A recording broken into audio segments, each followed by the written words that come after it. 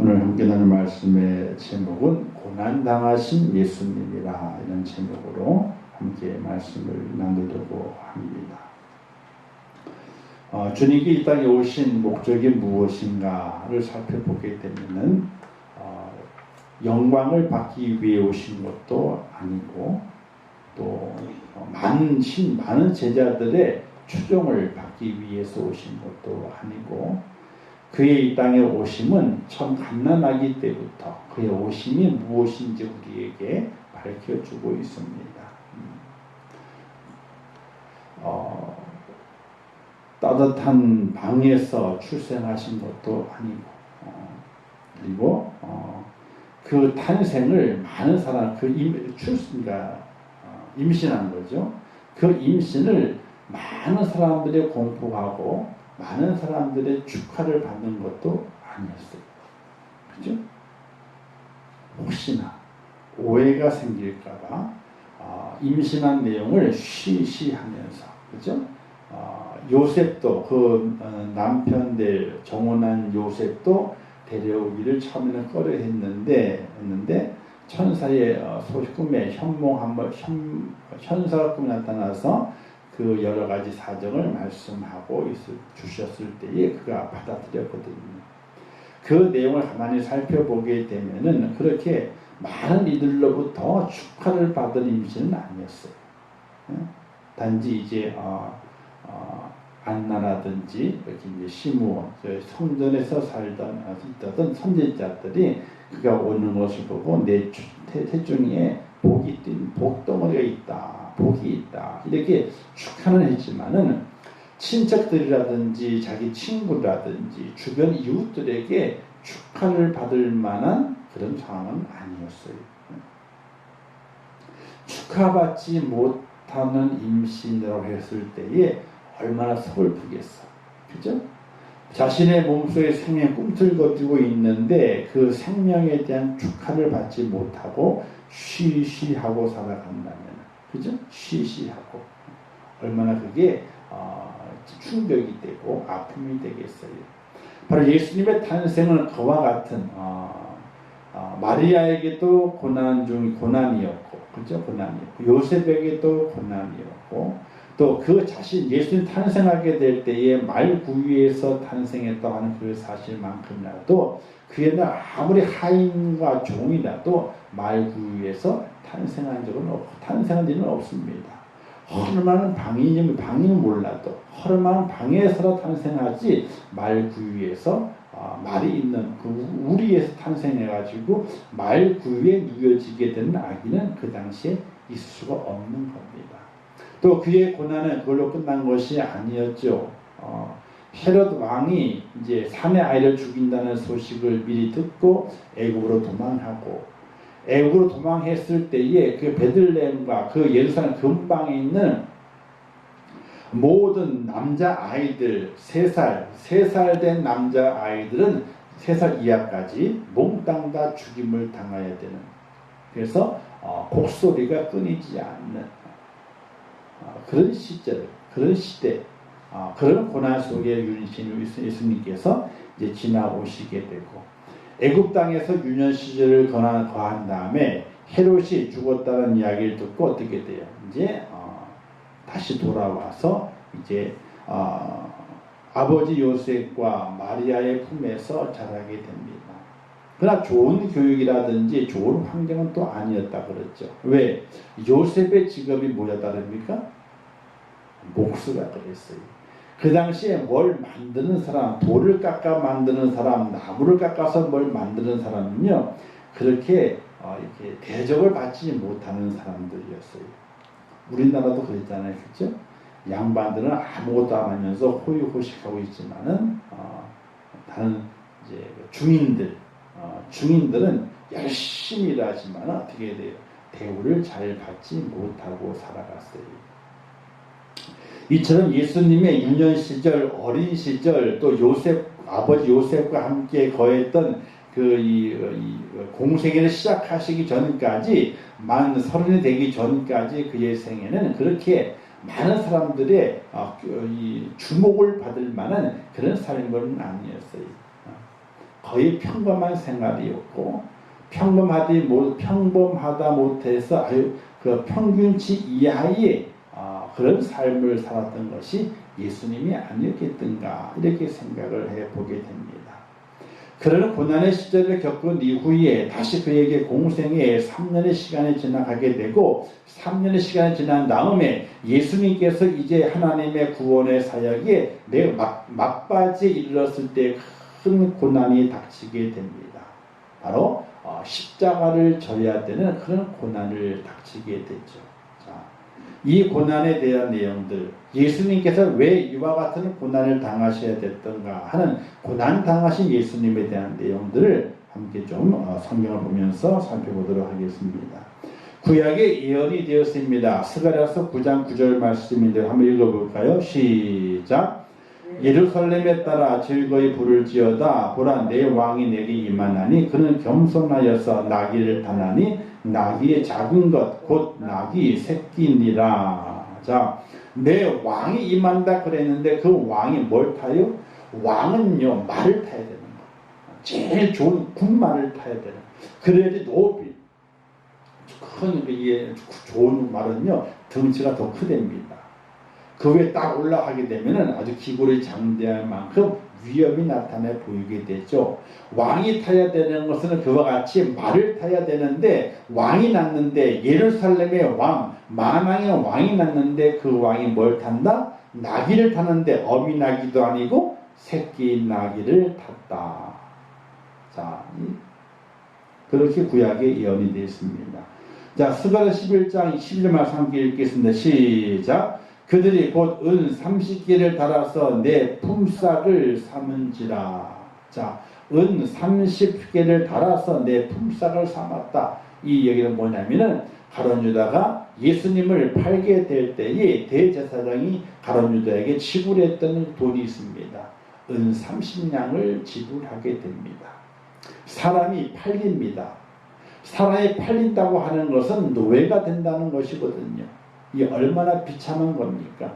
사람이 사람의 손에 의해서 팔려버리게 되는 예수님께서 그와 같이 팔리는 자가 될 것이라. 이 예언이 바로 구약의 예언입니다.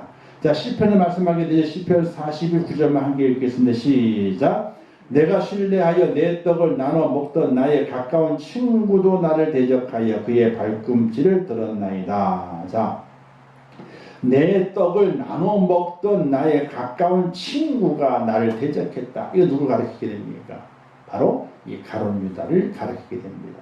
한 상에서 밥을 먹고 또 밥을 먹게 되면 그가 누구니까? 라고 물었을 때에 지금 나와 함께 떡에 손을 넣는 자라. 이렇게 신약에서 말씀하고 있거든요. 6월절 마지막 만찬 속에서. 바로 이 가룟 유다 친한 친구가 자신을 배신한다는 거예요. 원수가 자신을 배신한다면 그건 이해할 수 있어요. 그죠? 그럴 수 있는 거니까. 그러나 함께 먹고 마시고 잠을 잤던 3년 동안 공생을 함께 살면서 친구와 같이 대했던 그가 나를 대적하는 자가 된다.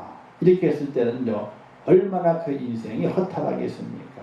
예수님이 그와 같은 고난을 당하실 것을 구약에 말씀하시게 되죠.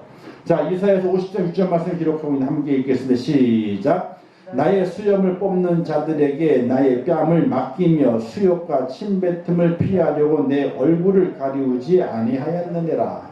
자, 예수님께 잡히시게 됐죠. 제사장의 종들과 군사 잡혀가지고 재판을 받고 끌려가게 될 때에 얼마나 큰 모욕을 당하게 됩니까? 사람이 뺨을 맞는다고 하는 것은요, 인격적인 모독이라고. 뺨을 맞는. 절대로 얼굴에 손대는 것 아니에요. 얼굴에 손대게 되면요, 이게 이루 말할 수 있는 모멸감을 느끼게 돼요. 그래서 우리가 아이들에게도요, 절대로 얼굴에 손대면 얼굴에. 이 뺨을 때리다 하는 그 자체가 있잖아요. 이게 엄청난 인격적인 모독이 되고 모멸감을 주는, 멸시하는 거예요. 예수님께서 그와 같은 멸시를 당할 것을 말씀하고 있고 수욕과 침뱉음을 당하리라. 병사들이 침을 뱉잖아요. 네가 왕이냐? 유대인의 왕이냐? 라고 침뱉으면서 온갖 말로 예수님을 모욕하는 것을 볼 수가 있게 됩니다. 자, 그러할 때에 예수님께서는 얼굴을 가리우지 않았다는, 그 모든 모욕과 고난을 다 당했다는 거예요. 우리가 믿음을 가지고 있다고 하는 것이 있잖아요. 깊이 있게 생각을 해봐야 돼요. 우리가 믿음이 뭐냐는 거죠. 예수님을 믿는다. 하나님의 아들로 믿는다. 근데 왜 예수님을 내가 믿느냐는 거예요. 그냥 하나님의 아들이기 때문에 믿는 것이 아니라 그분께서 나를 위해서 나를 구원하시기 위해서 하나님의 아들이심에도 불구하고 어떤 고난을 당하셨느냐. 나 때문에. 우리가 주님의 당하신 그 고난이 나 때문인 것을, 나의 구원을 위한 것임을 깨닫고 그것을 내 마음속으로 받아들였을 때에 그 다음에 나의 행동은 정말로 엄청난 행동이 뒤따라야 돼요. 그냥 그러려니 하고 살아가게 되면요, 그는 주님의 그 고난이 나를 위한 고난임을 정확하게 인식하고 받아들인 것이 될 수가 없어요. 받아들여낼 수가 없어요. 나를 위해서 그와 같은 고난과 역경과 환난을 당하셨는데 그게 나의 구원을 위한 것이라, 이것이 내가 믿어지게 되면 그 순간에 주님을 향한 내 마음은요, 진실함이에요. 그리고 간절함이어야 돼요. 또 열정적이어야 돼요. 근데 구원의 감격이 있어요. 그 구원에 주님의 주님이 고난을 겪으시고 난 이후에 내게 주어진 하나님의 축복이다라는 믿음이 있어요. 그런데 내 삶에서 주 하나님을 섬기고 예수님을 경배하는 그런 모든 일에 대해서 소홀함을 간직하게 되고 열의가 없어, 열정이 없어. 그럼 뭐예요? 깨닫는 게 가짜예요, 사실은. 진짜 가짜예요. 진짜 가짜라. 우리가 정말로 생명을 깊이 해볼 수 있어야 돼요. 정말 나의 구원이, 안 믿는 사람은 빼놓고요. 안 믿는 사람이야 뭐 열정 있으면 냅두고, 정말 믿음이 있어서 구원의 은혜가 내게 임했는데 그 구원이 그냥 주어진 것이 아니라 하나님의 선물이었는데 그 선물이 주님의 고난을 통해서 내게 주어졌다. 이것이 믿어져. 그 주님의 고난이 얼마나 고난이었던가, 오늘 말씀은 이 모든 내용들 속에서 이 고난을 다 겪으시면서 내게 구원을 허락해 주셨다라는 것이 믿어지고 깨달아지고, 그것이 내 속에 들어 내가 이렇게 구원받았구나 라고 생각이 되어지게 될 때에 내 마음의 생각은 특별해야 된다는 사실이에요. 자, 우리 이런 이유가 있잖아요. 아이들이 부모님에게 용돈을 받았어요. 그럴 때는 이렇게 돈이 크게 귀중한 줄 잘 몰라요. 그죠? 그냥 뭐 그런가 보다, 뭐 주시니까 뭐. 근데 자기가 벌었어. 어때? 갑자기 얘가 그냥 얼마나 저작정신이 강해지는지 몰라. 얼마나 돈을 아끼는지 몰라. 왜? 벌어보니까. 자기가 어떻게 번 건데 벌어보니까. 이 돈을 번다고 하는 것이 참으로 힘들어요. 얼마나 힘든 건지 몰라요. 우리가 돈을 벌게 되는 과정들이 많이 힘이 들죠. 힘이 드는 과정 속에서 그것을 우리가 사용하게 될 때에 우리가 정말로 지혜롭게 또 근검 전략하면서 사용할 수 있는 그런 마음이 생기게 돼 있어요. 이런 말 있잖아요. 이제 공짜로? 공짜가 아니지. 그냥 이렇게 그냥 얻은 돈 어떻게 쉽게 나가지만은 내가 정말 힘써가지고 본 돈은 쉽게 못 쓰잖아요, 그렇죠? 그런 마음이 있는 거예요. 그냥 헛돈이 들어왔어, 그냥. 그건 어떻게 돼요? 그냥 뭐 아무렇지나 금방 나가버리고 말아요. 그러나 정말 내가 노력하고 애써가 힘써가지고 벌었어. 이게 금방 나가질 않아요. 그걸 얼마나 아껴 쓰는지 몰라요. 그와 같이 주님의 고난이 나의 구원을 위한 것이었음을 깨닫는 그 순간부터 이런 고난을 당하시고 나를 구원하셨다는 믿음이 내 속에 들어오면서부터 주님을 향한 내 마음은 달라져야 되는 거예요. 하나님을 향한 내 마음은 달라져야 되는 거예요. 그게 다르지 않다. 뭐와 같을 수 있냐면요. 내가 길을 가다가 물에 빠졌어요. 어떤 사람이 지나가다가 자기의 생명을 걸고 나를 건져냈어. 그럼 나를 건져낸 놈이 힘이 빠져가지고 그 사람 죽어버렸네. 내가 이제 물에 나와 살아가지고 숨을 헛다헛다 이제 가담듣고 있는데 나 때문에 나를 건져내고 죽은 사람이 가족이 와가지고 우리 남편 죽었다고 우리 아버지 죽었다고 울고 있는 거야. 근데 그 사람 바라보면서 우리 나는 어떻게 돼요? 부담스러워가지고 그 자리를 얼른 피해버려. 부담스러워서. 내가 뭐라 그럴까? 내가 뭐 달라 그럴까? 내가 그러니까 부담스러워서 얼른 자리를 피해버려. 그런 사람이 있다면 그런 사람을 가리켜 뭐라 그래요? 기본적으로 나쁜 놈. 그죠? 나쁜 놈이라고 그러잖아요. 아니 나를 살려고 죽었어. 내가 물에 죽게 됐는데 그 나를 구원하기 나를 살리기 위해 뛰어들었다가 나는 밀어내고 물셔서 밀어내고 그러나 자기는 힘이 빠져가지고 죽었어요.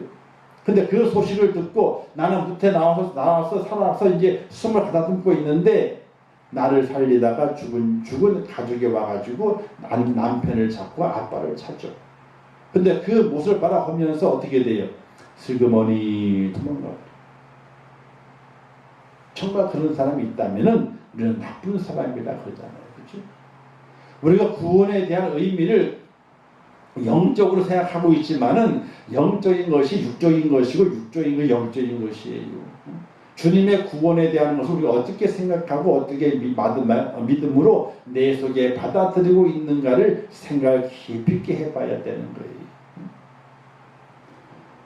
주님이 나를 건져내시고 돌아가셨어요. 예를 들어서.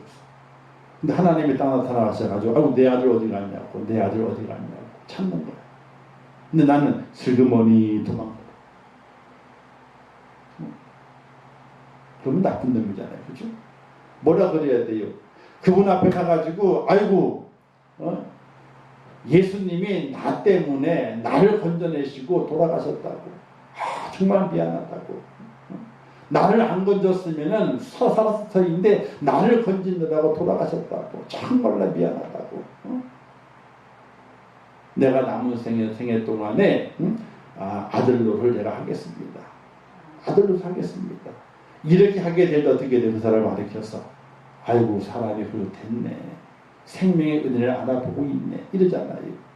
오늘 우리의 믿음의 삶 속에 우리가 정말 이 간단한 문제를 생각하게 될 때에 정말 내가 나쁜 사람인가 아니면은 은혜를 갚아갈 줄 아는 사람인가 이걸 생각해 볼 수 있어야 되는 거예요. 어쩌면 우리는요 슬그머니 그 자리를 떠나는 것을 그냥 습관적으로 하고 있는 그런 사람이 아니겠는가 이런 부끄러움을 한번 생각해 보게 됩니다. 자, 이사야서 50편 5절만 기록되어 있죠. 읽겠습니다. 시작. 그가 찔림은 우리의 허물을 인함이요 그가 상함은 우리의 죄악 때문이라. 예수님의 그 찔림과 그 상한 것과 죽음은 누구 때문이라? 바로 나 때문이다. 다른 사람 때문이 아니라 나 때문이라. 또 이사야 50편 11절 말씀해 읽겠습니다. 시작. 이는 그가 범죄자 중 하나로 헤아림을 받았습니다. 자, 범죄자 중 하나로 십자가 달리게 될 때에 3명이 달리게 됐죠. 2명은 강도입니다. 그렇죠? 2명 강도고 그 중에 한 사람이 또 다른 한 사람이 예수님이잖아요. 그 3명이 달렸습니다. 많은 사람들이 예수를 모르는 사람들이 아이고 저 세 놈들은 다 죽일 놈들이구나. 죄를 지어가지고 십자가에 달려 죽는구나. 형벌을 받는 거구나. 야 마땅하다 저놈들은. 예수님 무슨 취급당하게 돼요?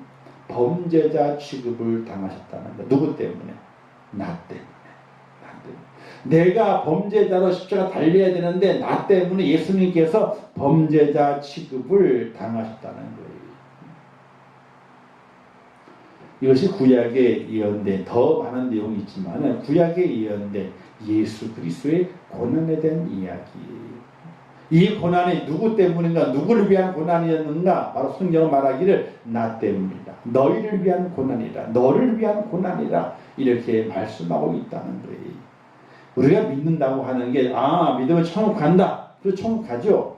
천국 가는데 천국 가는 그 축복을 얻기 위해서 누군가가 썩어지는 미랄되었다는 사실을 알아야 돼요. 열매가 맺혀지기 위해서는 썩어지는 미랄되는 게 있어야 되거든요. 그 썩어지는 미랄이 누가 되었느냐? 내가 썩어지는 미랄 되어야 되는데 예수님께서 대신 썩어주고 죽어주셔가지고 내가 천국 갈 수 있게 되었다는 사실을 깊이 있게 깨닫고 나의 구원은 거저 얻어진 공짜가 아니라 엄청난 값, 내가 지불할 수 없는 엄청난 값을 지불하시고 나를 구원해 내셨다. 그래서 성경이 신약에 이런 비유를 드리죠. 빚진 빚 탕감하는 자의 비유를 드리게 됩니다. 그죠? 1만 달란트 빚진 자가 있었지 않습니까? 그죠? 그리고 150데나리온인가요? 빚진 자가 있었습니다. 그죠?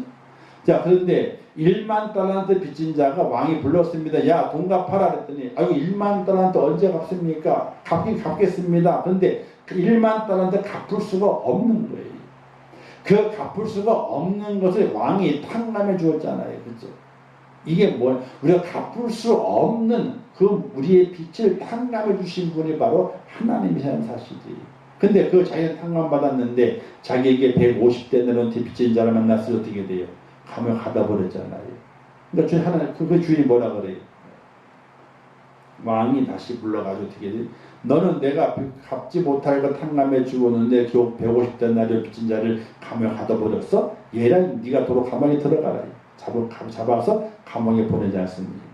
우리가 지은 죄는요, 천국에 들어갈 수 있는 것은 내가 갚을 수 없는 거예요. 아무리 행위를 옳게 한다 할지라도 갚을 수 없는 죄예요. 근데 그것을 하나님께서 갚아주셨어. 대신 갚아주셨어. 이거는 엄청난 하나님의 축복이고 하나님의 선물이라는 사실. 우리는 말하게 될 때에 건강 주시면 축복받았다, 물질 주시면 축복받았다, 뭐 권세 얻으면 축복받아 이러잖아요. 근데 그건 축복이 아니에요. 그거는 하나님께서 내게 허락하신 믿음, 그 믿음을 사용함에 있어서 하나님의 뜻을 이루기 위한 필요한 도구예요. 도구. 이 농사를 지으려면 도구가 있어야 돼요. 그죠? 도구가. 호미가 있어야 되고, 곡괭이가 있어야 되고, 가래가 있어야 되고, 뭔가 농기구가 있어야 돼요. 단지 도구에 불과해. 건강도 도구고, 물질도 도구고, 권세도 도구고, 명예도 지식도 다 도구예요. 그 도구를 받은 것은 복을 받은 것이 아니라 내게 허락해 주신 내가 하나님에 충성해야 되는데 어떤 도구로 충성할 것인가? 충성할 것. 물질이란 도로 충성하자. 내 건강의 도구로 충성을 하자. 내 지식의 도구로 충성을 하자. 내 명예로 충성을 하자. 충성한 도구지 그건 복이 아니에요. 근데 우리는 복을 얘기하게 될 때에 물질에 복받은 복받았다 그러고 건강에 복받으면 뭐 예를 들어서 회복이 됐어요. 복받았다 그래요. 팔팔 뛰어. 근데 주신 복을 가지고 뭘 하느냐는 문제예요. 뭘 하느냐. 우리의 복은 진정한 복은 구원의 복을 깨닫고 그 구원의 복에 대해서 정말 내가 갚을 수 없는 복을 하나님이 내게 허락해 주셨다고 하는 것을 고백하면서 하나님 앞에 세워지는 자가 정말 복 있는 자지. 이 땅의 것을 받은 것을 가지고 복받았다라고 자랑하는 일은 그는 복받은 것이 아니에요. 도구의 도구, 달란트. 그 달란트를 어떻게 사용하느냐? 하나님께 사용해가지고 잘 남기게 된 복을 남기게 되면 칭찬을 받아요. 그러나 그 도구를 사용해서 남기지 못하면 어떻게 합니까? 남기지 못하게 되면 책망을 받아. 오히려 그가 받았던 그 복이 뭐가 되는 거예요? 독이 되버리고 말아요. 그러니까 그거는 복이 아니라는 것이 하나님께 내가 허락하신 도구다. 도구를 손에 쥐어줬으니 어떻게 돼? 일하라는 거예요. 일해서 사명을 감당하라. 이렇게 말씀하신 것은 사실 기억하면서 진정한 복은 내가 얻을 수 없는 복, 내가 소유할 수 없는 복, 내가 가질 수 없는 그 복을 내게 주신 것, 그게 바로 구원의 복인데, 그 구원의 복이 어떻게 왔느냐? 주님의 고난을 통해서 왔다는 거예요. 주님의 고난에 대해서 우리가 고마워해야 돼요? 아니면 안 고마워해야 돼요? 고마워해야 돼요. 근데 우리가 주님의 고난에 대해서 고마움을 잃어버린 세대를 살아가고 있어요. 고마움을 잃어버린 세대를 살아가고 있어요. 우리가 뭘 알아야 되느냐?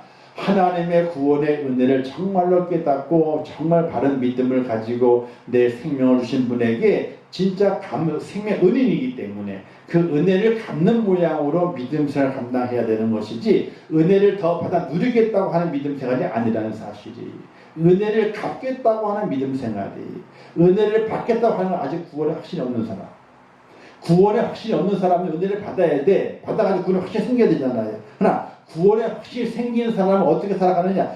주신 은혜를 내가 갚아야 되겠다 하는 그런 믿음 생활을 감당할 수 있는 자가 성숙한 하나님의 사람, 그리스도인이라 이렇게 말할 수 있게 되는 것이. 자, 신약 역사를 보게 되면요, 로마의 식민지죠. 예수님 당시는요, 그죠? 유대 총독으로 빌라도가 와 있습니다. 이 본디오 빌라도의 고난을 받으사, 이렇게 되어 있습니다. 그죠? 본디오 빌라도 고난을 받으사. 자, 사도행전 4장 27말씀 기록되어 있는, 함께 읽겠습니다. 시작. 과연 헤롯과 본디오 빌라도는 이방인과 이스라엘 백성과 합세하여 하나님께서 기름 부으신 거룩한 종 예수를 거슬러. 이 본디오 빌라도가 계속해 등장을 하게 돼요. 근데 어떻게 등장하게 되느냐? 예수를 고난 주었던 주인공으로 등장을 하게 돼요. 빌라도는 그 땅은 총독이었어. 재수가 없게. 총독이었어. 왜 총독이 됐느냐? 로마가 이스라엘 점령해버렸거든요. 식민지를 만들어버렸거든. 그래가지고 총독을 세워가지고 이스라엘 다스리게 했는데, 그때 예수님께서 어떻게 돼요? 탄생하셔가지고 사역을 시작하셨던 거다. 그리고 이 죄인을 벌하기 위해서는 로마의 총독 앞에 가가지고 재판을 받아야 되는데, 그때 로마의 이 빌라도가 총독이었기 때문에 어쩔 수 없이 예수님을 재판해야 됐어요. 자, 근데 그 재판하게 될 때 빌라도가 예수님께로부터 죄를 찾았느냐, 왜 예수님이 억울한 죽음을 당했는가, 이걸 말하게 되냐면 그에게서 죄를 찾지 못했기 때문에 그래요. 누가복음에 보게 되면요, 빌라도가 3번씩이나 나는 이에게서 죄를 찾지 못하겠다, 이런 3번씩이나 고백하게 돼요. 누가복음 23장 4절 말씀에 함께 읽으시죠. 시작. 빌라도가 대제사장들과 무리에게 이르되 내가 보니 이 사람에게 죄가 없도다. 자, 15절 말씀은요, 보라 그가 행한 일에는 죽일 일이 없느니라.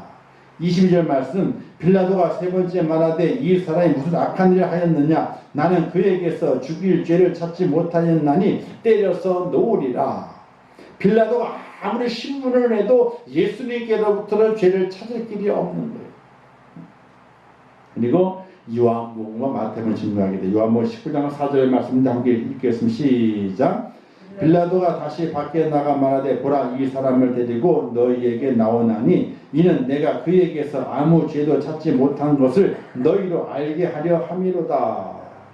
자, 마태복음 함께 읽겠습니다. 시작.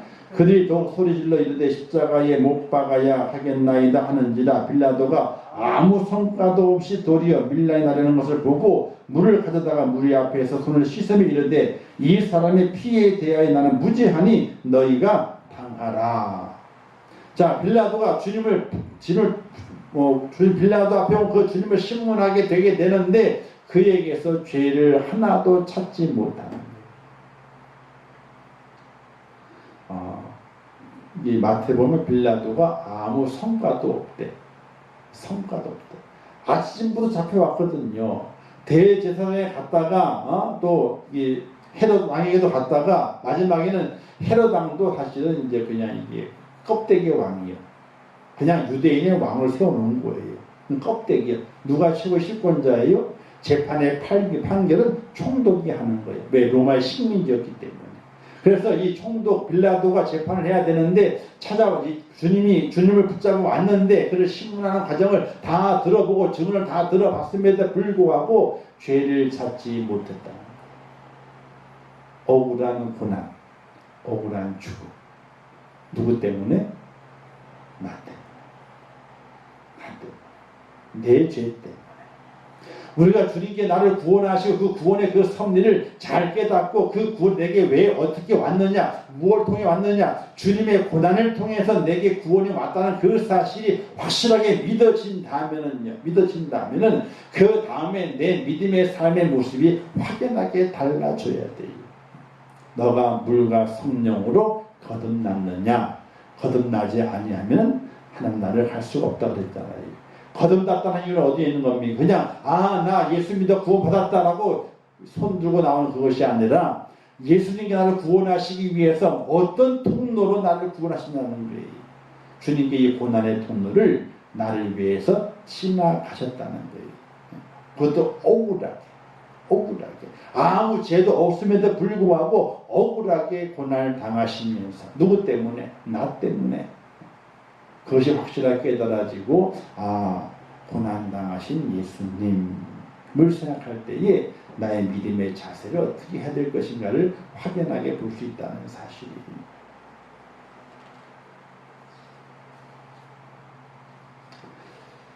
자, 그리고 공정한 재판이 없었습니다. 요즘은 재판을 공정하게 하지 않으면 큰일 나죠. 1심, 2심, 3심 이렇게 하잖아요. 재판을 하기 위해서. 근데 예수님은요, 공정한 재판이 없었어요. 실제 재판에서는 무혐의로 풀려나야 되잖아요. 그죠? 단지 소란을 일으켰다. 어떤 소란?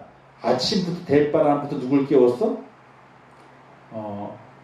왕도 깨우고 대제사장도 깨우고 또 빌라도 깨웠으니까 이거는 이게 어떤지 괘씸죄로 몽둥이 찜질 몇 번 하고 내보내자 이렇게 빌라도가 재판을 했단 말이에요. 판결을 죄를 찾을 수 없다 3번이나 말하고 그냥 좀 때리고 내보내자. 왜? 괘씸죄니까 내보내자 이렇게 판결했는데 어떻게 돼요?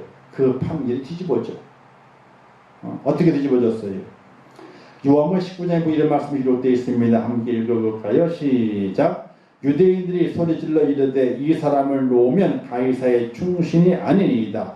무릇 자기를 왕이라 하는 자를 가이사를 반역하는 것이니이다. 빌라도가 이 말을 듣고 예수를 끌고 나가서 돌을 깐 뜰에 있는 재판석에 앉아 있더라. 자, 빌라도가 말하기를 당신이 그러면 가이사의 충신이 아니라고 막 무리들이 소리 지르는 거예요. 아니 자칭 왕이라 그랬는데 이 자를 놓아주는 것은 가이사를 반역하는 것이 아니냐. 이렇게 반역에 대한 이야기를 여기 나오게 되는 거예요. 그러니까 빌라도가 깜짝 놀라가지고 생각을 다시 해보는 거예요. 야, 내가 이거 예수를 놓아줬다가 반역자를 몰렸다가는 어떻게 돼요? 그 옛날 이게 식민지에 총독으로 나가잖아요. 그러면 총독을 빨리 끝내고 어디로 가야 돼요? 로마로 가야 돼요. 왜냐면 로마 사람은 로마의 그 중앙 정치를 해야 되잖아요. 지방 정치가 아니라. 이 식민지는요, 이 지방보다 더 지방이요, 이거는. 다른 나라 가는 거기 때문에. 오히려 한직. 즉, 중앙 정부의 사람들 앞에 밑보여 가지고 왔다든지, 아니면은 좀 업적을 잘 만들어가지고 어떻게 돼요? 좋은 성과를 내가지고 중앙정부에 있는 황제가 잘 보여가지고 출세하려고 나온 자리인데 지금 갑자기 예수 때문에 뭐가 되는 거야? 자기가 반역자가 될 판이니까 생각을 다시 정확히 죄에 대한 재판이 아니라 뭐에 대한 재판이에요? 자기 이득, 어떻게 해야지 내가 이득이 될 것인가를 가늠하는 재판으로 바뀌어주게 되는 거예요. 즉 예수님께서는 공정한 재판도 못 받으시고 고난의 길을 가셨다 하는 사실. 우리가 죄를 졌을 때도 있잖아요. 공정한 재판을 받았어. 그러면 수긍을 해요. 근데 죄를 졌는데 나의 재판에 대해서 공정하지 않아. 불공정해. 그러면 화가 나. 그죠? 화가 나. 예수님께 아무 죄도 없으신데 불구하고 공정한 재판을 받지 못하셨어. 유대인들의 허무맹랑한 소리와 빌라도의 공정한 재판이 아니라 빌라도 자기의 출세를 위해서 예수를 어떻게 해야 될 것인가, 그 판가름에서 자기의 출세를 위해서는 사람들 조용히 만들어야 되겠다 하는 생각밖에 없었던 거예요. 이처럼 예수님은 이와 같은 고난을 당하셨다는 사실이에요. 누구 때문에? 나 때문에. 자, 예수님의 고난은요, 구약에 하나님이 예언을 하였지만은 유대 종교 지도자들의 억지 주장, 빌라도의 자신의 안위를 먼저 생각, 이 두 유대 종교 지도자들과 그 다음에 총독 빌라도의 합작품으로 예수님께서 고난의 현장으로 내몰리셨어요. 그런데 기록은 안 했지만은 사도행전 한번 찾아보겠습니다. 사도행전 4장. 사도행전 4장 27절 28절 말씀 우리 함께 읽어보도록 하겠습니다. 사도행전 4장 27절 28절 27절 아까 읽었거든요. 한 번 더 같이 읽습니다. 시작. 과연 헤롯과 본디오 빌라도는 이방인과 이스라엘 백성과 합세하여 하나님께서 기름 부으신 거룩한 종 예수를 거슬러 하나님의 권능과 뜻대로 이루려고 예정하신 그것을 행하려고 이 성에 모였나이다. 자, 사도들이 이제 말하는 겁니다. 사도들이 누구에게? 많은 사람들에게 복음을 전하는 겁니다. 복음을 전하는데 예수님께서 고난을 당했어요. 빌라도에게, 또 유대인 종교 지도자들과 이스라엘 백성들의 고난을 당했습니다. 그죠? 고난을 당했어. 거룩하신 예수님을 방해했다는 거예요. 근데 그 방해가 무엇 때문이냐? 28절 말씀하기를 하나님의 권능과 뜻대로 이루려고 예정하신 그것을 행하려고 이 성에 모였나이다. 헤롯 왕과 본디오 빌라도와 유대 지도자들과 이스라엘 백성들이 하나님의 거룩하신 자를 거슬렸는데 그 거슬림이 누구의 예정하신 것이라? 하나님이 예정하신 것이다. 자, 예수님의 고난은 빌라도가 고난 주기 위한 것도 아니었어요. 유대 지도자들이 고난 주기 위한 것도 아니었어요. 이스라엘 백성들이 고난 주기 위한 것도 아니었어요. 단지 그들은 뭘로? 도구로 사용이 된 거예요. 빌라도도 총독으로서 도구로 사용되었고 유대 지도자들도 도구로 사용이 되었고 이스라엘 백성들도 도구로 사용이 되었어요. 무엇을 이루기 위한? 하나님의 본능과 하나님의 뜻을 이루기 위한 도구로 사용이 됐다는 거예요. 그래서 맨 마지막에 보셨잖아요. 그들은 그들의 형벌을 받는다. 제가 늘 말씀드리잖아요. 여러분. 신앙생활 하면서 열심히 수고 애써요. 수고 애쓰게 될 때 절대로 선한 도구로 쓰임 받아야 되지 악한 도구로 쓰임 받아서는 안 돼요. 하나님이 쓰시는데 선한 도구도 사용하세요. 그렇다고 악한 도구를 안 쓰느냐? 아니에요. 악한 도구도 악하게 쓰셔. 빌라도를 쓰신 것처럼 유대 지도자들 쓰신 것처럼 이스라엘 백성들에게 십자가에 못 박아라 외치게 쓰신 것처럼 쓰신다니까. 그런데 그들은 그들의 형벌을 받는다. 빌라도는 주님 십자가에 못 박히신 이후에 부활하신 이후에 그 다음부터 계속 사도신경에 뭐라고 기록이 돼요? 본디오 빌라도에게 고난을 받으사. 실제로는 본디오 빌라도 고난 중이 아니거든요. 유대인들의 겁박이 있었잖아요. 그렇죠? 총독을 겁박했단 말이에요. 너가 가이사에게 반역하려느냐? 겁박했단 말입니다. 그리고 하나님께서 그를 사용하셨어. 하나님의 권능과 하나님의 뜻을 이루기 위해서. 근데 성경에 기록되고 또 우리의 신앙 고백에 기록되기는요. 본디오 빌라도에게 고난을 받으사. 빌라도는 이렇게 했어요. 손을 씻었어. 나는 이 사람의 죄와 이 사람의 형벌에 대해서 나는 무관하다. 무관하다. 손을 씻었다니까요. 그가 죄가 없는 걸 알았어요. 억지로 지금 너에게 맡긴다. 그러나 맡기지만 나는 무관하다. 저의 죄에 대해서는. 손을 씻었다니까요. 그럼에도 불구하고 본디오 빌라도에게 고난을 받으사 이렇게 우리에게 기록되고 우리가 날마다 그 신앙 고백을 하고 있거든요. 그들은 그들의 형벌을 받는 거예요. 자, 주시는 교훈, 우리는 지금 믿음 안에서 예수님을 괴롭게 하고 있지 않은지 생각을 해야 됩니다. 이게 무슨 말이냐? 우리가 믿음을 갖고 있다 그러면서 주님의 고난에 대해서 인정하지 않고 그 고난이 나 때문인 것을 고백하지 않고 그 고난을 무시하며 살아가고 있지 않은지, 잊어버리고 살아가고 있지 않은지 우리는 깊이 있게 생각을 해야 돼요. 잊으면 안 돼요. 주님의 고난을 잊으면 안 돼요. 그 고난 때문에 내게 구원이 왔다는 사실을 기억하고 살아가야 돼요. 두 번째, 나의 안위와 목적으로 인해서 예수님을 외면하지는 않는지 돌아보아야 된다. 나의 안위와 내 편안함 때문에 그 목적 때문에 예수님을 외면하고 있지는 않은지 우리가 생각하고 살아가야 돼요. 훗날 이 모든 것들이 나의 믿음에 대한 평가의 기준이 된다. 뭔가를 많이 한 게 중요한 것이 아니에요. 그거 한 것은요, 하나님이 도구로 사용하셔서 한 거지 그게 중요한 것이 아니에요. 예수님께서 마르다 마리아를 방문하셨잖아요. 오랜만에 방문해가지고 그 시발이 들썩들썩했어. 잔치 분위기야. 그래서 마르다가 신나가지고 음식을 막 준비하니 난리 법석을 떨었어. 근데 가만히 보게 되니까 이 마리아 있는 안 나오거든.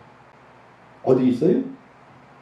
예수님 방에 딱 붙어 앉아가지고 도란도란 이야기를 하고 있는 거야. 꼴이 보기 좋아요, 안 좋아요? 아니, 문을 발칵 열고 마리아를 불러낸 것이 아니었어. 뭐라고 했어요? 예수님, 저 마리아들어 나를 도우라고 명령하소서. 누구에게 불평한 거예요? 예수님이 눈치가 없다 이거야. 지금 나는 바빠가지고 밖에서 막 분주 왔다 갔다 그러는데 눈치가 없이 마리아하고 어떻게 이야기하고 있냐 이거지.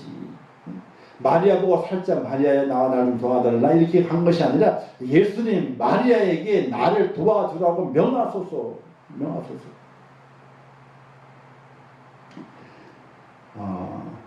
우리는 잘 믿음 생활을 정말 잘 해야 돼요. 뭔가를 이룬 게 중요한 것이 아니라 정말 주님의 고난이 나 때문인가를 정말 생각하고 그것을 마음에 담고 주님의 고난이 나 때문이지. 내가 그 은혜를 갚아야지. 주님 주신 그 선물을 내가 잘 받아 사용해야지.